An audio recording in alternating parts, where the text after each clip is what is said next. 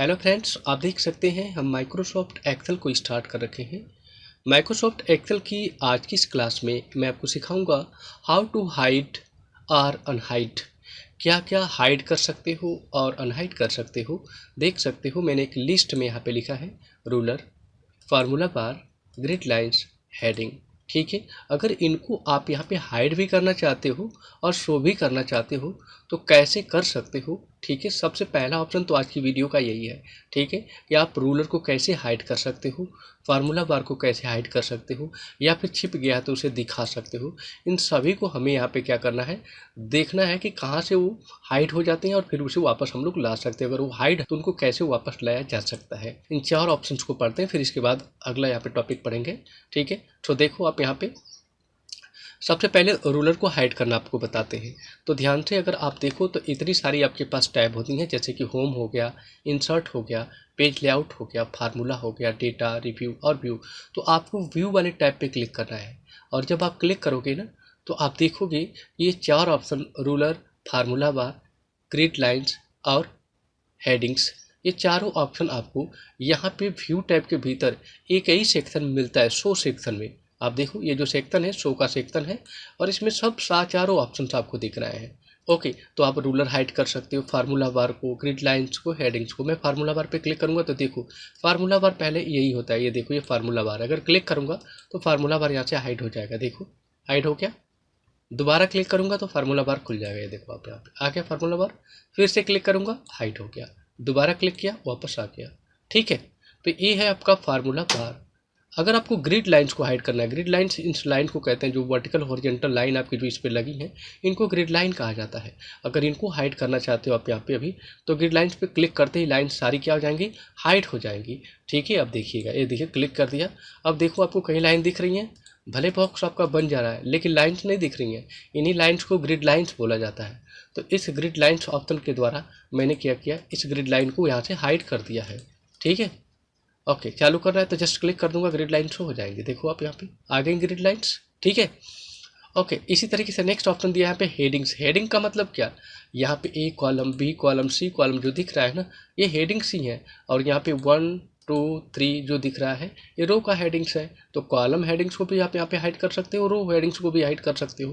तो सिंपली आप हेडिंग्स पे क्लिक कर दो। आप देखो यहाँ पे रो भी यहाँ से गायब हो चुका है और कॉलम भी आपको नहीं दिख रहा है कि ए कॉलम है कि बी कॉलम है कि सी कॉलम है। कॉलम का नंबरिंग भी आपको नहीं दिख रहा है ना, तो रो का नंबरिंग दिख रहा है।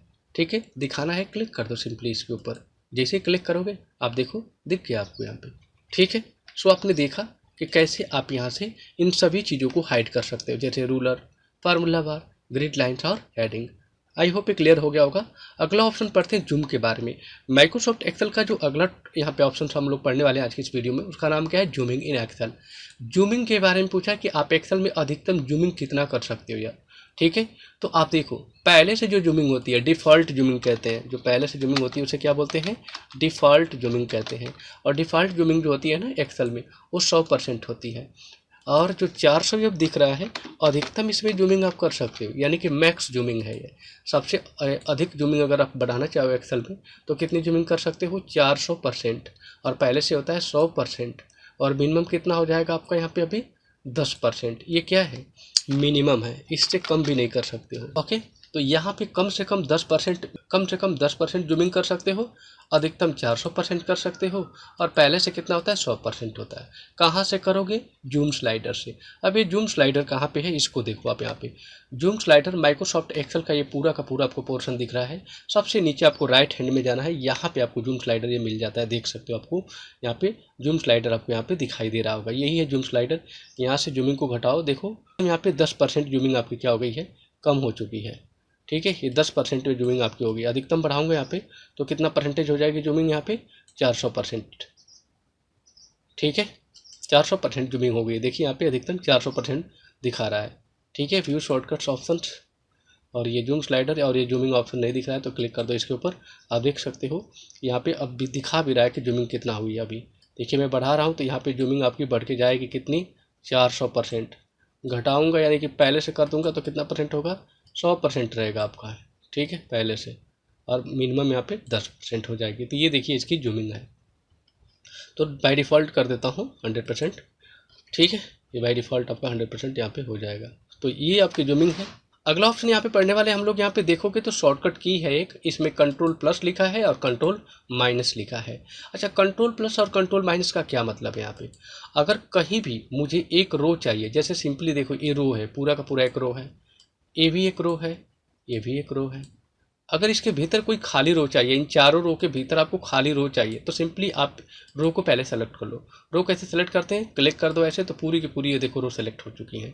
अगर आपको यहाँ पे एक नई रो लेना है तो कंट्रोल दबा के प्लस दबा दो, केवल एक नई रो आ जाएगी। तो कंट्रोल दबा रखा हूँ, प्लस को प्रेस कर देता हूँ। अब देखो यहाँ पे अभी जितनी बार दबा रहा हूँ एक नई यहाँ पे रो देख सकते हो यहाँ पे बन चुकी है। तो कितनी सारी यहाँ पे रो बन चुकी है। और यहाँ पे कंट्रोल माइनस भी दिया है, अगर आप रो को डिलीट करना चाहते हो तो कंट्रोल माइनस सिंपली करते जाओ। ठीक है, तो रो को पहले सेलेक्ट करना पड़ेगा, तभी आप ऐसा कर सकते हो। तो आप यहाँ पे क्लिक कर दो। ठीक है, यहाँ पे आप क्लिक कर लीजिए। क्लिक करने के बाद आप इसे ऐसे क्लिक करने के बाद कंट्रोल माइनस दबा दो। ये देखो यहाँ पे आपका ये जितनी भी रो होंगी वो डिलीट होती चली जाएंगी। ये देखो हो गई कि नहीं यहाँ पे अभी सारी। इसी तरीके से कॉलम को भी आप यहाँ पे इंसर्ट कर सकते हो। अगर कॉलम सेलेक्ट हो गया, बीच में कॉलम आपको चाहिए, कंट्रोल दबा के प्लस दबा दो, कॉलम मिल जाएगा। देखो आप कॉलम आ गया। हटाना है इसे, कंट्रोल माइनस दबाओ, डिलीट होता जाएगा। देख लो आप यहाँ पे। ठीक है, रो की हाइट कितनी होती है यहाँ पे? 15.75। अगर पुराना वर्जन होगा तब ऐसा आपको देखने को मिलेगा। ओके, इसी तरीके से आप यहाँ पे देखोगे तो ये लिखा है मैंने कॉलम विथ। यहाँ पे कॉलम की विथ कितनी होती है? तो कॉलम की जो चौड़ाई होती है आप देख सकते हो यहाँ पे मैंने राइट किया है 8.43 पॉइंट्स में होता है। ठीक है, और ये 15 पॉइंट है। ओल्ड वाले वर्जन में रो की हाइट कितना था? 12.7 पॉइंट था।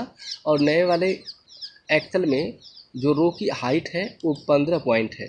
ठीक है, इसी तरीके से एक्सेल में कॉलम जो है नए चाहे पुराने दोनों में ही कॉलम की जो विड्थ होती है यानी कि चौड़ाई होती है वो कितनी होती है? 8.43 पॉइंट में होता है। क्लियर है अभी? ओके, तो अभी देखो अगर आपको रो को हाइट को बढ़ाना घटाना है तो उसके लिए शॉर्टकट क्या है? Alt plus H plus O plus क्या एच है। अगर मैं अभी एक यहाँ पे मान लो कर्सर रख दिया हूँ और मैं ये शॉर्टकट प्रेस करता हूँ, अल्ट के साथ एच, इसके बाद ओ और अगेन एच प्रेस कर दूंगा, तो आप देख सकते हो कि रो की हाइट वाला ही ऑप्शन यहाँ पे ओपन हुआ और इसमें रो की हाइट कितना लिखा है? 15 लिखा है और ये वाली रो सेलेक्टेड है। अगर सपोज दैट मैंने इसको बढ़ा के 20 कर दिया, ये देखो आप यहाँ पे, और ओके पे जैसे ही क्लिक करूँगा आप देखो इसकी चौड़ाई यहाँ पे बढ़ चुकी है। देखा आपने, इसकी चौड़ाई इंक्रीज हो गई है। ठीक है, एक बार फिर से देखो आप, अल्ट को दबाया, एच को, फिर इसके बाद ओ को प्रेस किया और इसके बाद एच को प्रेस करता हूँ, तो यहाँ पे रो की हाइट कितना अभी दिख रही है? 20 दिख रही है। अगर आप इसे बढ़ाना चाहते हो तो इसे 25 कर दो और जैसे ही ओके वाली बटन पे आप क्लिक करोगे तो देखो फिर से हाइट इसकी इंक्रीज हो चुकी है। सपोज दैट की हाइट को मुझे कम करना है तो अल्ट को दबाऊंगा, फिर एच को दबाऊंगा, इसके बाद ओ को, फिर एच को प्रेस कर दूंगा।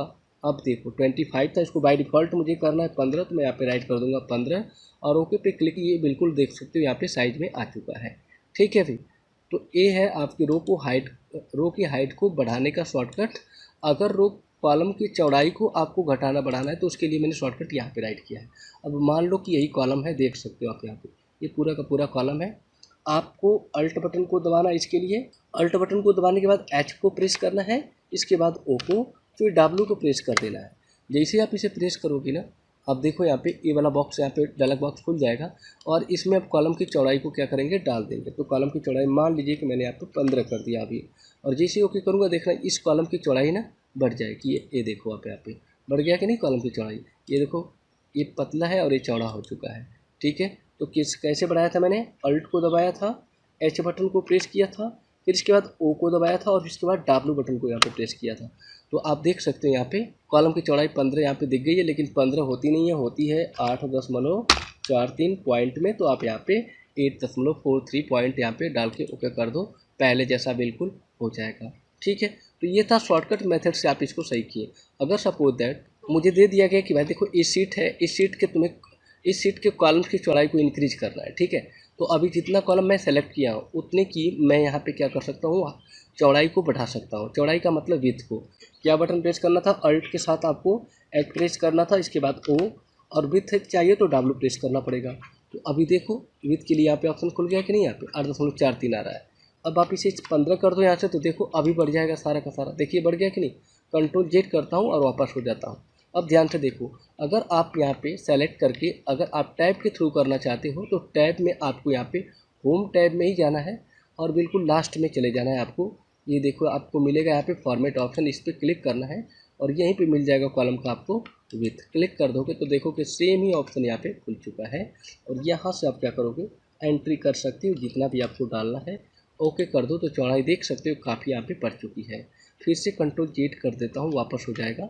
अगर मुझे अभी रो की हाइट को इंक्रीज करना है, मतलब रो की ऊंचाई को, तो इसके लिए होम टैब पे ही जाऊँगा और बिल्कुल लास्ट में जहाँ पे मैं फिर से गया था फॉर्मेट वाले ऑप्शन पे, फिर इसी पे करूँगा क्लिक और इस बार किस पे क्लिक कर दूंगा, रो के हाइट वाले ऑप्शन पे। इसमें रो की हाइट कितना दिख रहा है, 15। सपोज दैट मैं इसे 30 करना चाहता हूँ, 30 करूँगा तो देखना इसकी ऊंचाई बढ़ जाएगी। ये देखिए अभी बढ़ गया कि नहीं बढ़ गया इसे। ठीक है, अभी Ctrl Z करके फिर से इसे वापस कर सकता हूँ। सो आई होप आज की इस वीडियो में मैंने जो भी कुछ आप लोग को बताया वो अच्छे तरीके से आप लोग को समझ में आ चुका होगा। सो वीडियो अच्छी लगी हो तो प्लीज़ चैनल को सब्सक्राइब कर दीजिएगा, साथ में बेल आइकन को हिट कर दीजिएगा। Okay, thanks for watching this video, see in the next video.